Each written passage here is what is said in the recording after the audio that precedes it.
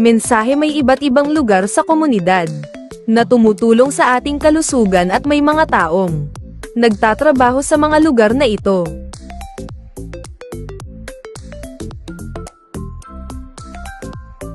Sino-sino ang pwede nating puntahan upang magpagamot?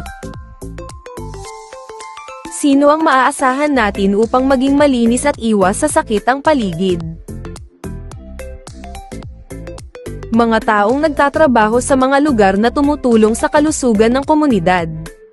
Doktor o doktora, taong nagpapagaling sa may sakit at nagbibigay ng tamang gamutan para sa kalusugan ng katawan. Nurse, tumutulong sa doktor at nag-aalaga sa mga pasyente upang mapanatili ang kanilang kalusugan. Midwife, tumutulong sa mga buntis, sa panganganak at nag-aalaga sa ina at sanggol bago at pagkatapos ng kapanganakan. Dentista, nangangalaga sa kalusugan ng ngipin at gilagid, at nagpapagamot ng mga sakit sa bibig.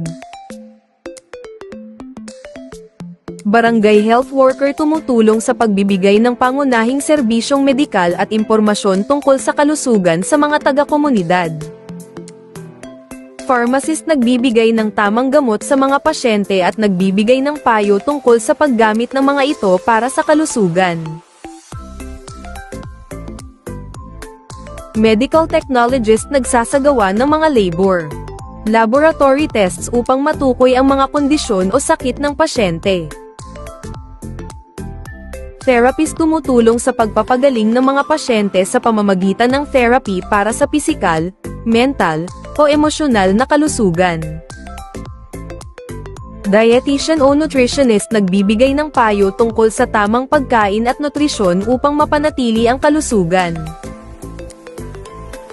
Health administrative staff, nag-aasikaso ng mga dokumento, schedule, at iba pang administratibong gawain sa mga healthcare facilities. Basurero o basurera, sa kalinisan ng komunidad sa pamamagitan ng pagkuha at pagtatapon ng basura.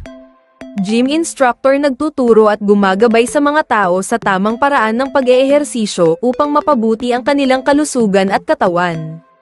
Veterinaryo, isang doktor ng hayop na nagpapagamot at nag-aalaga sa kalusugan ng mga alaga at hayop,